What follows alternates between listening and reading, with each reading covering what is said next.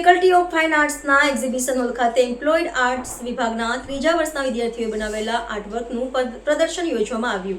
એમએસયુની faculty of fine આર્ટ્સના exhibition hall ખાતે employed arts વિભાગના ત્રીજા વર્ષના વિદ્યાર્થીઓએ બનાવેલા આર્ટવર્કનું પ્રદર્શન યોજવામાં આવ્યું, જેમાં આલાપ શીર્ષક હેઠળ ફ્યુઝન થીમ પર બનાવેલા 30 જેટલા સ્કલ્પચર, પેઇન્ટિંગ્સ, ઇન્સ્ટોલેશન સહિતના આર્ટવર્ક પ્રદર્શિત કરવામાં આવ્યા છે.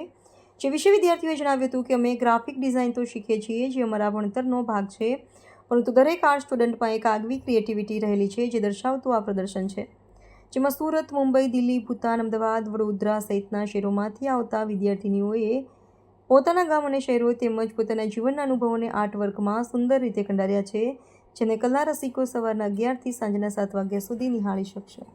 સો એક્ઝિબિશન ફાઇન આર્ટ્સ ફેકલ્ટી વડોદરામાં રાખી ગયું છે એમના એક્ઝિબિશન હોલમાં, અને આનો મેઇન ગોલ છે, આની થીમ છે આલાપ. સો આલાપ ડિનોટ્સ ફ્યુઝન. તો આ જેટલા બી તમે આર્ટવર્ક્સ અહીંયા જુઓ છો એ કંઈક ના કંઈક ફ્યુઝન, કંઈક ના કંઈક એક્સપેરિમેન્ટેશન અને સ્ટુડન્ટ્સના મતલબ એક્સ્ટ્રા ઓર્ડિનરી એફર્ટ સાથે આવ્યા છે. So basically it's not a normal exhibition, it denotes fusion in it, and every artwork over here denotes something which is not in the society, or maybe in the society but we are not engaging it. So it's like that. और ये 3, 4 और 5 ये 3 days के लिए है exhibition. कितना painting दर्शावવામાં આવ્યા છે?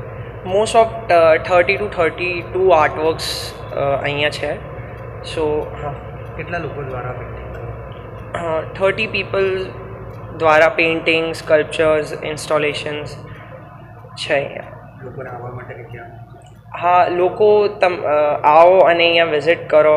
આ એક્ઝિબિશન મતલબ નોર્મલ એક્ઝિબિશન જેવું નથી, થોડું એક્સ્ટ્રા ઓર્ડિનરી છે અને ફ્યુઝન ઉપર છે, તો you will really feel good if you view all this things. આપનો પરિચય?